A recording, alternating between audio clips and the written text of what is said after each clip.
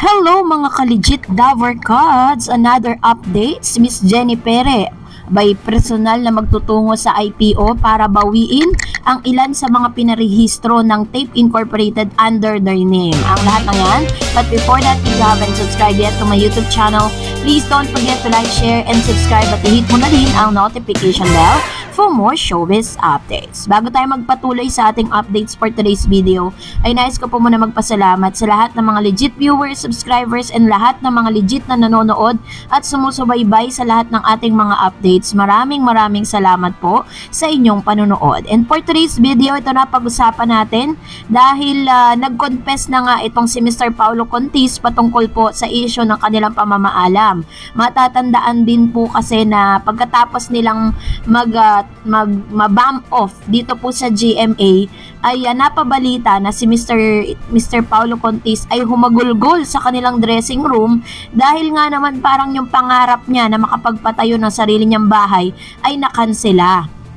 No? So dahil po dito ay umugong ang mga spekulasyon na sumama daw di umano ang kalooban nitong si Paulo Contis sa GMA Network kung saan siya bahagi, no? Kung saan siya ay talents nito, pero idininay niya ito sa kanyang interview. Sinabi niya na bakit daw sasama ang loob niya sa GMA, napakalaki daw ng naitulong nito sa kanyang karera. So, yun po yung kanyang revelation patungkol sa GMA Network. Pero never po siya nagbanggit na sumama ang loob, no? Sabi niya nga parang ginawan lang daw ng content yon, no?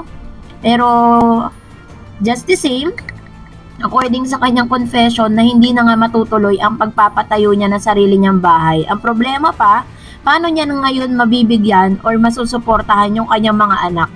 So, yun po kasi talaga nakikita natin parang not good karma for them. At dahil dyan, ito na nga, dahil pagkatapos na i-evacuate ang Tape Incorporated sa APT Studio, ay kitang-kita po natin at ilan sa mga vloggers ang bumisita sa APT. At sinabi nga nila na dati, nung ito po ay nandito pa ang Itbulaga, makikita natin na sobrang sigla ng lugar na ito. Laging puno, laging maraming tao. Dahilan na rin dahil sa pagpila ng mga tao dyan para makapasok sa studio. Pero matapos nga na in-evacuate na po nauna nang nag-evacuate ang TVJ sa place na ito. At ito po ay ginanapan ng tahanang pinakamasaya under Tape, produced by Tape. At ngayon, ito na naman, inalisan na nila at sinabi nga nag-evacuate na lahat po ng mga gamit nila sa opisina pagkatapos silang mabump off ay pinagtatanggal na, even ang lahat ng mga parang mga logos na mga art doon ay pinagtatanggal na rin nila. Yun po ang ilan sa mga balita na talagang masasabi mong no turning back na talaga. And ito rin yung isa sa mga kasiguraduhan na talagang hindi nila minimin yung sinasabi nilang see you soon. Kasi 'di ba parang naguguluhan ng lahat. Bakit daw nagsalita ang ilan sa mga host po ng TP na see you soon? Parang sinasabi nila na anytime soon magbabalik sila.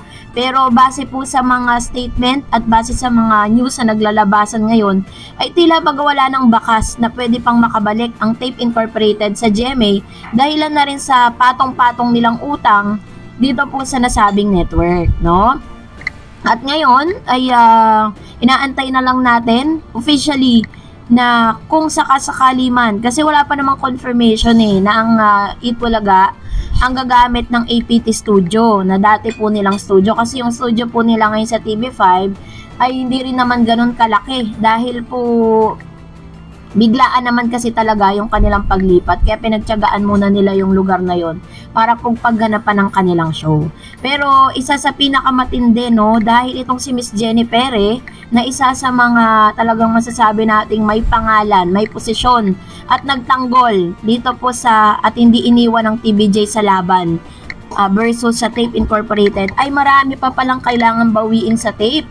Dahil kung matatandaan po ninyo, matapos po na mag-exodus nga ang TVJ dito po sa nasabing show ng Itbulaga na pinoproduce ng Tape Incorporated, ginamit po nila lahat ng mga segment, lahat ng mga lumang segment po ng Itbulaga kung saan yun din po yung kanilang ginamit So dahil po dito chinek po lahat ni Miss Jenny Pere sa IPO yung lahat po ng mga mga registered at hindi niya alam na inilipat or parang nakalagay na ito sa pangalan ng Under the Tape Incorporated yung mga lumang segment like One for All for One na siya po ang nag-formulate. Alam naman po natin na si Miss Jenny Perez ang isa sa pinaka-utak dito po sa Itbulaga at talagang siya yung nagbibigay ng mga magagandang segment na nai-enjoy ng bawat Pinoy na hanggang sa ngayon ay talagang pinag-uusapan pa rin. Like yung Pinoy Henyo, siya po ang nakaisip niyan. No? Sa One for All for One siya din po yan. Pero nagtaka po siya dahil meron pong isang papeles na lumabas, no, after po nilang magpunta sa IPO ng isa sa mga segment na talagang kinatutuwaan at aaliwan ng lahat ng mga legit Dabber Cats ay nakapangalan na under sa Tape Incorporated na siya ang nag-formulate. Tulad po nito, sabi po ng isang news, no, na kailangan ipa-cancel na din sa Intellectual Property Office of the Philippines or IPO ang registration ng Tape Incorporated para sa One for All for One trademark.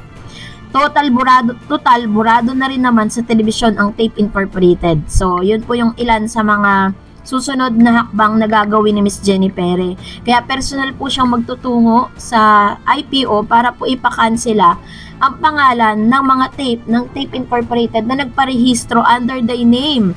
Grabe, ganun po yung galawan nila, no? Matapos, kasi parang dun po sa kanilang ama, kay Mr. Halosos, parang wala siyang wala siyang say dun eh. Kumbaga, hinayaan lang niya dahil alam niya naman na ginagawa ng TVJ at ng ilang mga empleyado na kasama niya noon ang kanilang trabaho. Ang ginagawa lang maaari ni Mr. Halosos Sr. is tungkol dun, parang producer kasi siya dun eh, part siya ng pagiging producer. Parang hindi siya ganun ka hands-on, hindi katulad ni Mr. Tobiera na siyang very hands-on po dun sa show. Kaya po talagang nakapag-create ng relationship itong TVJ with Mr. Tobiera. Yun po yung problema nila ngayon. So, hindi pa pala tapos ang bawian. Kahit po na-bump off na ang tahanang pinakamasaya, na alis na sa kanila yung trademark na Itbulaga.